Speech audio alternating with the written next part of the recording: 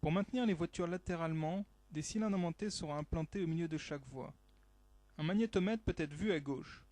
Les voitures posséderont des magnétomètres sur leur pare-choc pour se repérer par rapport au champ magnétique des aimants de la route. Grâce aux aimants de l'autoroute, la voiture pourra se déplacer au centre de la voie. L'ordinateur embarqué pourra donner des ordres à un actionneur ou moteur électrique pour diriger les roues de la voiture. Maintenant, je mets en marche le volant, les freins et l'accélérateur. Quelles options seront possibles pour acheter une nouvelle voiture? Une nouvelle option existera et laissera la conduite à la voiture. Sur une autoroute automatisée, le conducteur conduira jusqu'à une bretelle d'entrée. Le contrôle sera donné au système automatique qui jouera le rôle du conducteur. Ensuite, quand la voiture atteindra la sortie d'autoroute, le conducteur reprendra le contrôle de la voiture et continuera de conduire jusqu'à sa destination. Cela donnera la possibilité de conduire sans se préoccuper de ce qui se passe sur l'autoroute et d'utiliser ce temps de voyage pour le travail ou les loisirs. Ces voitures roulent en convoi proches de quelques mètres l'une de l'autre. Ces convois devraient contenir un maximum de 15 voitures. La capacité des autoroutes devrait ainsi être augmentée. L'électronique embarquée devrait aussi améliorer la sécurité et conduire plus prudemment que l'homme. Se conduisant sans les mains, la voiture arrive à un obstacle. L'obstacle est évité sans les mains. La mise en marche et l'arrêt du système automatique se fera en utilisant un bouton poussoir monté sur le volant, tout comme le régulateur de vitesse ou la radio. Les actionneurs au moteur électrique du volant et des freins ne sont pas visibles, même en regardant sous le capot de la voiture. Ce moteur électrique est relié à la commande de l'accélérateur et contrôle la vitesse du moteur. La distance au véhicule précédent est mesurée en utilisant un radar à ondes millimétriques. Le cerveau de ces véhicules est un unique ordinateur Pentium, pas plus puissant qu'un ordinateur portable. L'ordinateur utilise des logiciels programmés par PATH. La première édition du DARPA Challenge, ça se passait en mars dernier dans le désert californien. Regardez. Une course de voiture mais sans pilote, c'est la manière la plus simple de décrire le DARPA Challenge. Rassurez-vous, ici ce n'est pas la coccinelle à Monte-Carlo, on n'est pas au cinéma et ce n'est pas du tout de la science-fiction. La course a lieu dans le désert californien, quelque part entre Los Angeles et Las Vegas. Elle est ouverte à tous les types de véhicules. Son principe est simple, 2 heures avant le départ, toutes les équipes reçoivent leur feuille de route, un parcours tracé au cordeau. L'équipe Stanford essaye de gagner le challenge DARPA. Environ 50 personnes travaillent dessus et construisent une voiture qui est conduite par des intelligences artificielles les plus avancées sur le marché.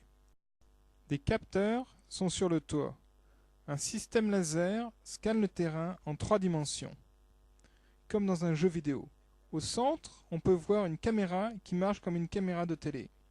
Et finalement, nous avons un radar qui peut voir jusqu'à 200 mètres. La chose la plus importante dans cette voiture est son cerveau, son intelligence. Voici à quoi en 2005 le cerveau de cette voiture ressemble. Ce sera encore plus petit dans le futur. Tout ceci marche ensemble avec des algorithmes d'intelligence artificielle de tout genre. La voiture Stanley de Stanford est complètement autonome, capable de prévoir son chemin à grande vitesse. Stanley peut rouler de manière autonome à 50 km/h, éviter des obstacles et des dangers. Cette voiture a déjà 150 km de parcours. Le contrôle de l'accélérateur et des freins sont by wire ou par fil. Le volant est relié à un moteur électrique et se tourne tout seul. En 2006, cette voiture se conduisit sans conducteur sur un parking et personne ne la dirige avec une télécommande.